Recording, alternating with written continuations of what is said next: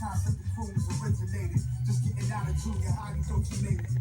Acting like you were grown, playing it cool. Thinking, should I swoop it out or stick with my zone school? Guess that's dependent on the train ride.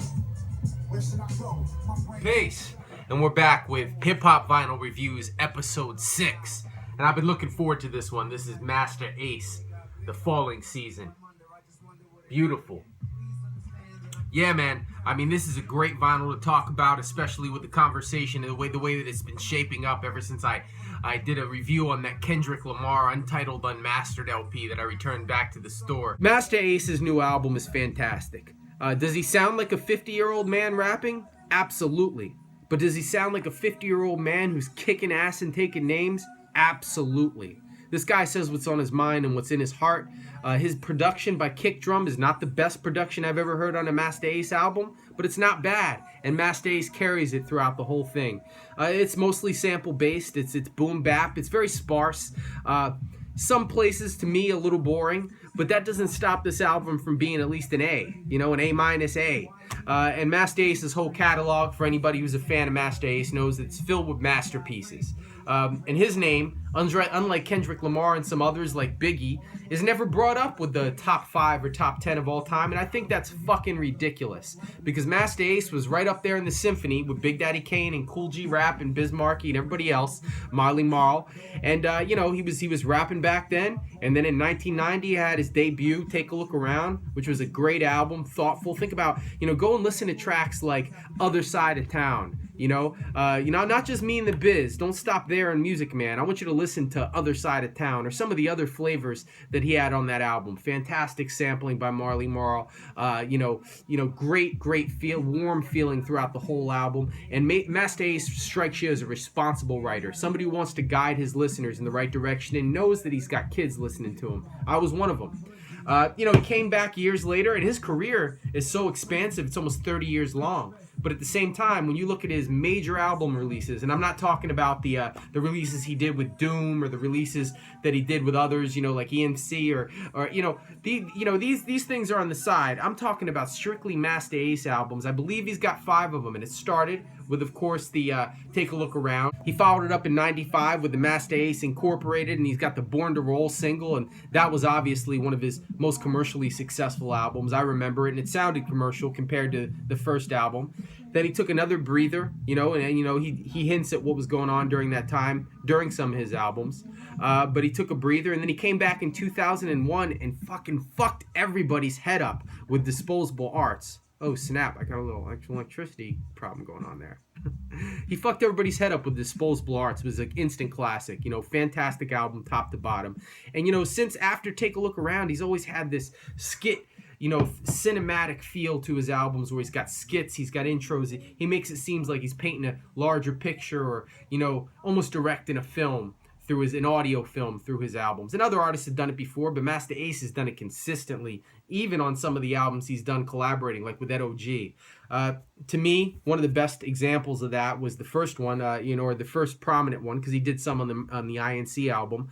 But we're talking about Disposable Arts, of course, which was brilliant, hilarious, interesting. A lot of great guests, a lot of great beats, a lot of great songs. That was made, I don't know if you know this or not, but that was made after Masta Ace was diagnosed with multiple sclerosis, and sclerosis. And I guess he maybe saw, not the end in sight, but he knew that this wasn't going to last forever. His body wasn't going to be working right forever, and I don't know, he was maybe panicked, or, he thought to himself, I got to come in here and set the world on fire, and Disposable Arts does it for a hip-hop album. Came back a couple of years later in 2005 with Long Hot Summer, another fantastic release with a setup very similar to the Disposable Arts, with the skits and the cinematic flow and having his buddies and his other collaborators, paint a picture for you. And we don't have time to talk about those because they're all a little different. And, now he's back again, and it's 11 years after Long Hot Summer came out. And he's done projects in between, like I said before, with Doom. He's done a project with Ed O.G. He's done some projects with EMC. And so he's come back again for something solo. And I wasn't expecting something like this, man. From top to bottom, man, he sticks to the same script that's been so successful for him since the early 2000s. And it's all narrative based, but even more so this time, the songs. Before he'd have skits surrounding songs, and some of them would like lend themselves to the plot that he was drawing out with the skits, but these are committed. He starts off the album with 3000 Ave, and it's just an amazing description. I'm not going to spoil the plot lines for you, but I just want to tell you that you can tell just by looking at the album cover. You can tell just by looking at the album cover that this is about a young Ace. And I don't know if this story is completely autobiographical or maybe it's mixed in with some fiction, but the way he tells it is setting up 1980 in New York and Brooklyn and what life was like for a post-adolescent or a very young teenager at the time entering school. He's moving, he's entering a new school. He's a junior in high school. He's trying out for the team. And honestly, man, I hate to say this, but towards the second half, the last third of the album, it loses a little bit of its focus in terms of the narrative. It doesn't make the moments that are on here that are great any less special. And it ends fantastic and strong. So you got 3000 Ave, and he's describing a time when he was going to the high school, which was mostly filled with some blacks, but whites, Jews, Italians, and others. And the dynamic there is different than the one you see. The whites were the bullies, in these stories that he's telling. He says, act up and they gonna chase y'all cats all the way back to the hood with baseball bats. And he's good with that nice, simple but strong wordplay that's effective, especially combined with his matter-of-fact delivery. In the next song, YBI, which is standing for Young Black Intelligent, he says something like, "Please understand that I'm living in the concrete jungle. If I stumble, it'll crumble under my feet." He's got a very poetic way about him, which obviously, he's an MC. But it's things like this that are less about fireworks and shit like that, and more about expressing the emotion of the time that he's trying to unravel before your eyes here, just strictly with audio. And it feels like a movie, man. I mean, you can actually, got any kind of imagination, you can play this record and feel like what it must have been like to be a young teenager at that time in that place. And I think that that's what he was striving for, and he's done it.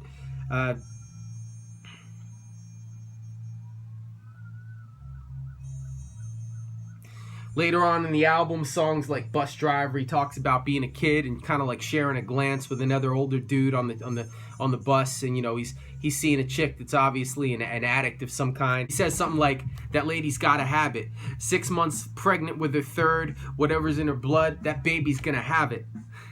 So it really, really, really encapsulates what a lot of us were thinking if we were anywhere near the city, not necessarily only New York during the 80s, during the time when crack was really first starting to hit. So these are things that have to be communicated by an older MC, somebody that's definitely already seen his prime, but has managed to hold on to a lot of that creative prowess, enough so to still deliver such a classic-ish album. And when I say classic-ish, I mean he doesn't sound like he's a 25 or 30-year-old super hungry MC anymore, but that's okay with me, man, because he's aged extremely gracefully, and he's done it with a dignity and with the kind of longevity that a lot of the other greats that I grew up listening to have not. When was the last time that you heard a full-length, brand new Slick Rick album, and why not? Why is Rakim wait a million years between every record he drops? And those are their own personal career choices and everything, but I'm just glad as a fan of golden era hip hop that Masta Ace has not let us down. He's come out with something once again that's blown my mind, and that I know that I'm going to go back to again and again. I don't want to spoil too much about the guest appearances here.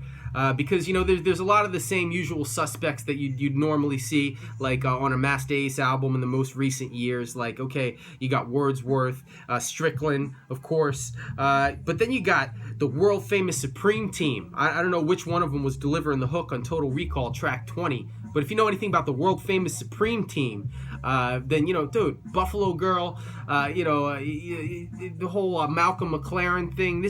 We're talking like Duck Rock. We're talking, go Google that shit if you don't know what I'm talking about. But it's amazing to have somebody from the world famous Supreme Team on a current contemporary record. Story of Me is the one he's got the video for, which is also another great track. He's got some singing choruses in here which are done well. You got an appearance by Chuck D. I'm not going to spoil everything for you, but I'll just, you got Cormega on here. But there are some great guests that hold their own, and there's some fantastic, funny punchlines. Because you know what Masta Ace did really right with this is, a lot of us, myself included, can't necessarily relate to a lot of things that a 50-year-old artist is talking about in their daily life. Even if they're touring, we don't all share the same things. When we were young, we all related really well with each other because we're all going through very similar things in middle school and in high school and in college and a little post-college. But as paths divide, our similarities and the things that we have in common kind of, they dissipate a little bit. So Masta Ace went back to a time to paint a picture about the early 80s, and talking about something we can all identify with, which is being a young teenager, changing a school maybe, or being exposed to a new environment and having to go out there and really tackle the world for the first time and try to figure out who we are. So his age here, not an issue at all. In fact, I think it's a major strength because he does this with the kind of a grace that only an older artist really could put forth. He doesn't give a shit about his toughness level. And one of the last tracks, Coronation, he says, I'm not the one that sold drugs. And he talks about how he went to college and got his bachelor's degree and then hooked up with Marley Marl. He tells personal stories about how his mom wasn't really feeling that shit. Like, dude, you got out of school and now you're on the symphony? What's up? What's up with the college, Ace?